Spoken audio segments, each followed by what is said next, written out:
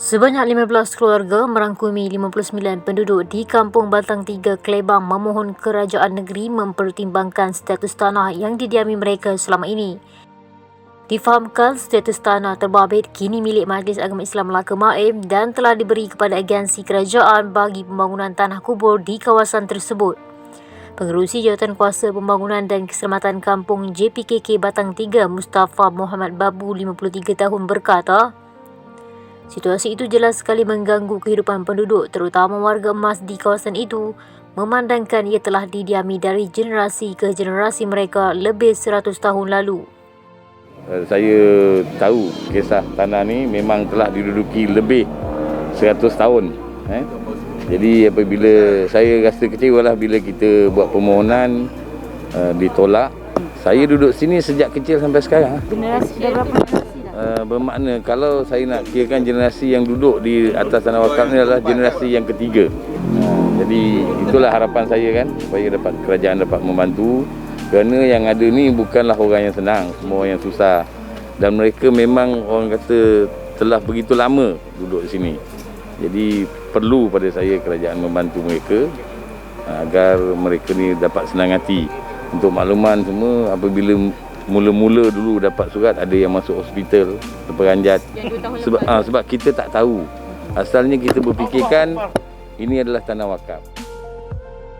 Nada sama disuarakan seorang warga emas Alimadullah 75 tahun yang mengharapkan ihsan kerajaan negeri agar tidak mengusirnya dari tanah dia membesar.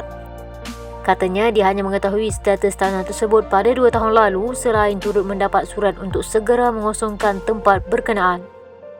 Habis tiba-tiba je macam 2 tahun lepas, makcik dapat surat, suruh makcik keluar. Kata makcik menceroboh tanah wakaf ni. Ada. Itu sebab kita omong.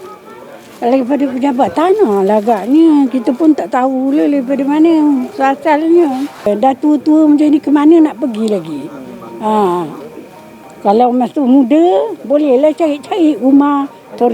Cari-cari rumah sewa ke ataupun rumah-rumah flat ke. Dah tua macam ni, apa kan daya? Sementara itu, Ketua UMNO Bahagian Tangga Batu, Datuk Seri Muhammad Ali Muhammad yang hadir bersama Ahli Dewan Undangan Negeri Adun Klebang, Datuk Lim Ban Hong, selepas sesi perbincangan bersama penduduk di situ berkata perkara tersebut akan dibincangkan dengan terperinci bersama Ketua Menteri Datuk Seri Utama Sulaiman Ahmad Ali Jumaat ini. Dan saya kira mungkin pihak kerajaan terlepas pandang. Mungkin pihak pegawai Majlis Agama Islam semasa membuat permohonan untuk memiliki tanah ini, mereka tidak menyatakan secara keseluruhan, iaitu sepatutnya laporan yang dibuat itu mesti mengatakan bahawa tanah yang mereka nak pohon ini, di atas tanah tersebut ada rumah-rumah orang kampung yang telah tinggal hampir 100 tahun yang berada di tanah tersebut.